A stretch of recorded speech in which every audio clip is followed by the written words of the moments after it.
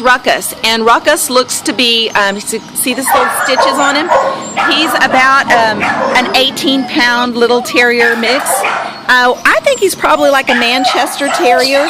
He's got a little black muzzle, moderate shedder, good with other dogs, very sweet. You know, he's going to be good with all ages of family. He's definitely playful, wants to get out of here and play with Marley, which is right there. And if you'd like to adopt him, contact me. He's currently in a kill facility awaiting his forever home. This is Ruckus.